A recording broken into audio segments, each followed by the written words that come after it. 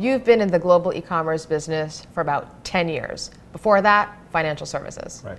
Why did you choose to now focus on being in e-commerce?